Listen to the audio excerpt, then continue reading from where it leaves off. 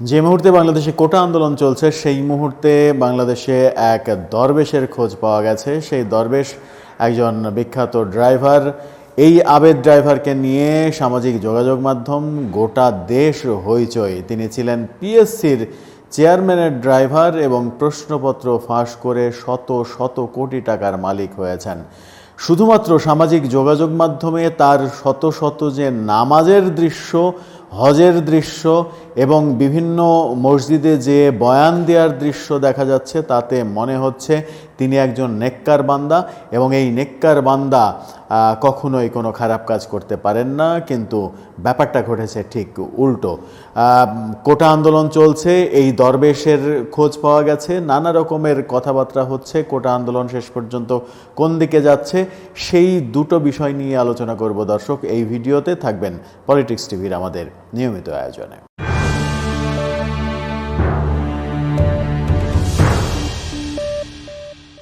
বলছিলাম এক দরবেশ আবেদ ড্রাইভারের কথা। পিএসসি চেয়ারম্যানের ড্রাইভার ছিলেন, এখন তিনি নিজেকে শিল্পপতি হিসেবে পরিচয় দেন। তিনি মাদারীপুরের ডাসার উপজেলা নির্বাচন করার চেষ্টাও করেছিলেন, কিন্তু নির্বাচন হয়নি বলে তিনি সেই নির্বাচন করতে পারেননি। হয়তো উপজেলার চেয়ারম্যানও হয়ে যেতে পারেন। তার ছেলে সিয়াম নিজেকে ছাত্রলীগের নেতা হিসেবে পরিচয় দেন এবং এই কাণ্ড যখন প্রকাশিত হয় তখন সিয়ামকে ছাত্রলীগ থেকে অব্যাহতিও দেওয়া হয়েছে। সিয়াম তার বাবা সম্পর্কে বিভিন্ন ছবি বিভিন্ন সময় ফেসবুকে যেগুলো পোস্ট করেছে, যে দূরে কক্সবাজারে কোথাও আছে, তার বাবা হঠাৎ করে মাঠের মধ্যে বালির মধ্যে নামাজ পড়ছে, সেই ছবি তুলে তার এক শুভাকাঙ্ক্ষী তাকে পাঠিয়েছে। তার বাবার জন্য সে গর্বিত।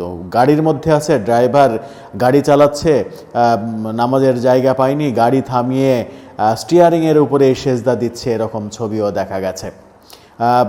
মসজিদের মিম্বরে উঠে বয়ান দিচ্ছে, এরকম ছবি দেখা গেছে। এবং সবথেকে হাস্যকর ব্যাপার যেটা শোনা গেছে তার মুখ থেকেই, সেটা হচ্ছে প্রশ্নপত্র, পিএসসির বিসিএসের প্রশ্নপত্র ফাঁস করে যে টাকা উপার্জন করেছেন তিনি নাকি সেই টাকা আল্লাহর পথে ব্যয় করে ফেলেছেন।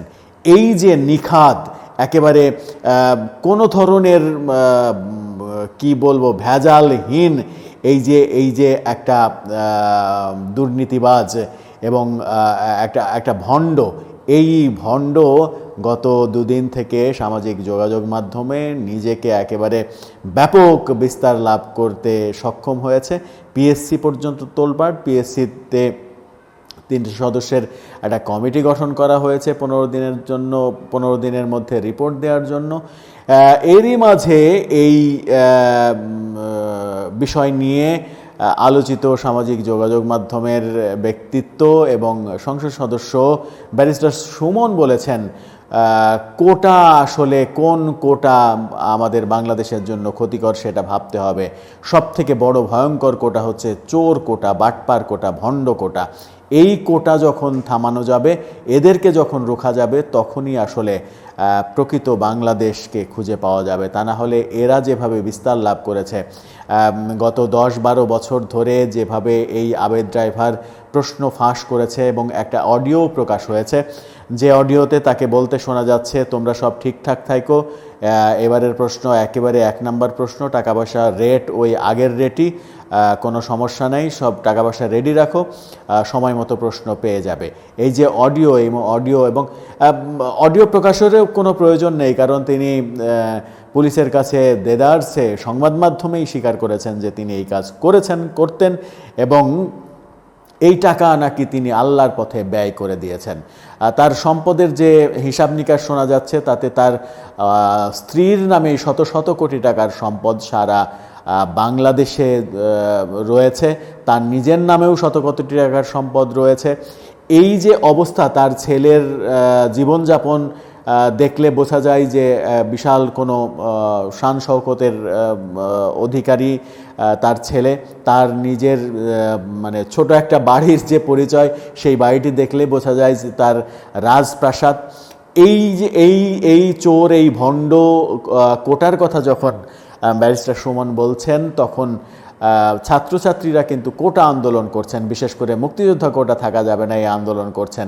কিন্তু এই আন্দোলনের মাঝে গত পরশুদিন যখন সর্বোচ্চ আদালত থেকে, আপিল বিভাগ থেকে একটা ইনস্ট্রাকশন এসেছে যে হাইকোর্টের রায়ই বহাল থাকবে, তখন আর কিছুই করার থাকছে না। তারা বুঝতে পেরেছে,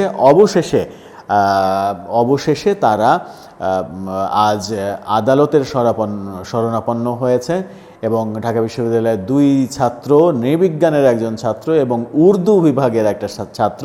উর্দু বিভাগ শুনলেই বোঝা যায় যে এই আন্দোলন কারা করছে, এই আন্দোলনের নেতৃত্ব কারা করছে বললে আবার ব্যাপারটা ভুল বলা হয়, তখন ব্যাপক সংখ্যক ছাত্রছাত্রীকে দোষারোপ করা হয়। আসলে এইটার যে নেতৃত্ব দিচ্ছে, এই নেতৃত্বে কারা রয়েছে, এই ব্যাপারটা কিন্তু বারবার নানাভাবে আলোচিত হয়েছে। তারা আদালতের শরণাপন্ন হয়েছেন, উচ্চ আদালতে আরেকটি আপিল পিটিশন করেছেন। সরকারের একটা আপিল তো রয়েছে, এই 2 ছাত্রও আর একটা আপিল পিটিশন করেছেন। চেম্বার জজ আদালত থেকে জানানো হয়েছে তাদের এই আপিলের শুনানি চেম্বার জজ আদালতেই আগামীকালকে হবে। এদিকে সরকারের যে আপিলের পরিপ্রেক্ষিতে আপিল বিভাগ থেকে একটা ইনস্ট্রাকশন এসেছে যে হাইকোর্টের রায় বলবৎ থাকবে, সেই আপিলের পূর্ণাঙ্গ শুনানি, অর্থাৎ হাইকোর্টের পূর্ণাঙ্গ রায় পাওয়ার পরের পূর্ণাঙ্গ শুনানি আগামীকাল অনুষ্ঠিত হবে। সেখান থেকেই পরিপূর্ণভাবে পরিষ্কার হওয়া যাবে যে কোটা আন্দোলনের ব্যাপারটা কোন দিকে যাচ্ছে, আদালতের রায়টা কোন দিকে যাচ্ছে। কোটা আন্দোলন ব্যাপারে ছাত্রলীগ যথেষ্ট সহনশীল, এমন কথাও বলেছেন ছাত্রলীগের সভাপতি সাদ্দাম। সরকারও কোটা আন্দোলন এবং এই পেনশন স্কিম আন্দোলন, শিক্ষক এবং ছাত্রদের আন্দোলনের প্রতি একেবারে কঠোর নজরদারি করছে, দৃষ্টি রাখছে, এমনটাও জানানো হয়েছে। এবং সরকারের পক্ষ থেকে সরকারের পররাষ্ট্রমন্ত্রী বলেছেন যে অবশেষে ছাত্রছাত্রীরা আদালতের শরণাপন্ন হয়েছে, এই জন্য তাদেরকে সাধুবাদ জানাই, কারণ ব্যাপারটা সরকারের না, ব্যাপারটা আদালতের। সব মিলিয়ে ব্যারিস্টার সুমন যে কথাটা বলেছেন যে এই যে চোর কোটা, ভণ্ড কোটা, বাটপার কোটা, এই কোটা আদৌ বাংলাদেশে কোনোদিন রোধ করা সম্ভব হবে কিনা, বাংলাদেশটা সত্যিকার অর্থেই বঙ্গবন্ধুর যে দেখে যাওয়া স্বপ্ন সোনার বাংলা, সেই সোনার বাংলা হতে পারবে কিনা, এই ভণ্ডরা দিবে কিনা, এই দরবেশ আবেদ ড্রাইভারের মতো দরবেশরা দিবে কিনা, সেটা কিন্তু একটা বড় প্রশ্নবোধক চিহ্ন।